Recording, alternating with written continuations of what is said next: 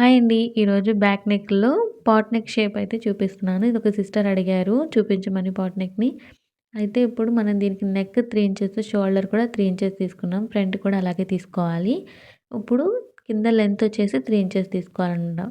పైన round shape ఇచ్చాం కదా! దానికి 3 ఇంచెస్ తీసుకొని బాక్స్ అయితే డ్రా చేసేసుకొని ఇలా రౌండ్ షేప్ అయితే ఇచ్చేసుకున్నాను. ఇప్పుడు దీనికి మన కింద పాట్ కోసం 3 ఇంచెస్‌కి ఇలా మార్క్ చేసుకొని పైన ఒక హాఫ్ ఇంచ్ వదిలేసుకోవాలి.